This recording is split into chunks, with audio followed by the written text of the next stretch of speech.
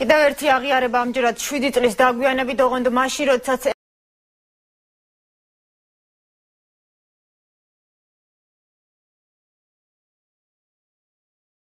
საქმის მთავარი მონაწილე და მოწმე ნაციონალური მოძრაობის ყოფილი დეპუტატი კობა ბექაური დღეს აცხადებს, რომ რამიშვილის დაპატიმრების ოპერაცია წინასწარ დაგეგმილი პროვოკაცია იყო. ბექაური ამბობს, რომ მას ჟურნალისტისთვის ფულის შეთავაზება, პროცესის ფარული კამერით გადაღება და ცრუჩვენებების მიცემა აიძულეს.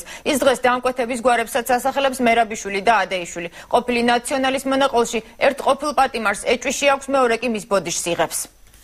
ახლა ის კაბინეტში ვანო მერაბიშვილი, ის რომელი ახლა ის კაბინეტში ადეიშვილი და თავადათა.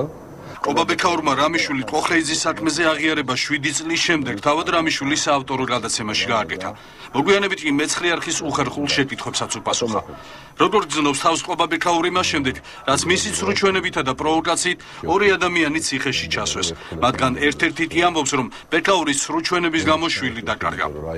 მაშინ როცა იყო ეს საუბარი, რომ ფული შემეთავაზებინა შენთვის და ამის მერე შენ დაგაკავებდნენ, ერთი პერიოდი წინ აღგდელობა გაუწია, იქ უთხარი ქნემ ჩემგან არ გამოვიდეს ეს და მე არ მივცე, რადგან ადეიშვილმა მითხრა, რომ დაგიჭერდა გაგანადგურება. მაშინ შალვა ისე იჭერდნენ ტიპებს და ქრებოდნენ და ანადგურებდნენ, რომ პირადად ჩემთვის ადეიშვილს აქ ეს ნათქვამი. პირადად მითხრა. კობა ბექაური მაესტროზე შალვა რამიშვილის გადაცემაში საკუთარი სურვილით მივიდა.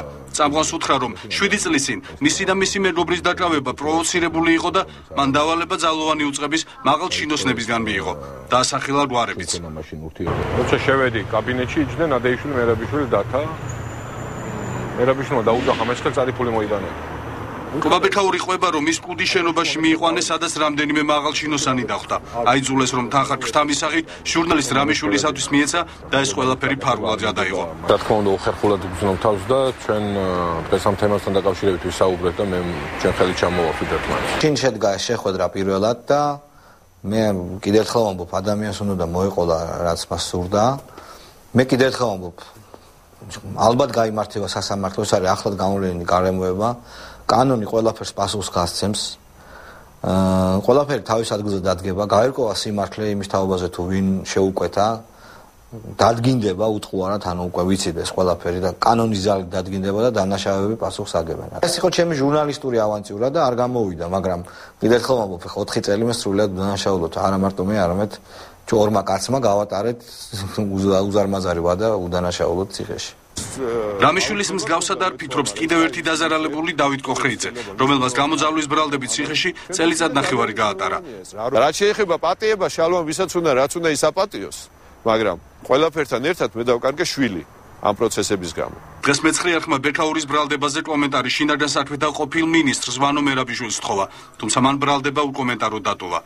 კობა ბექაურის მიერ დასახელებული პირებიდან ქვეყანაში არ იმყოფებიან დათა ახალაია და ამირან მესხელი. თბილისის მერიის პრესამსახურში ამბობენ, რომ ბრალდება უგულავას მისამართით სრული სიცრუეა. რამიშვილის და კოხრეიძეს კომპენსაციის მოთხოვნას აპირებენ. პროკურატურა კი კობა ბექაურის სატელევიზიო აღიარებითი ჩვენების შემდეგ სავარაუდოდ საქმის ძიებას დაიწყებს.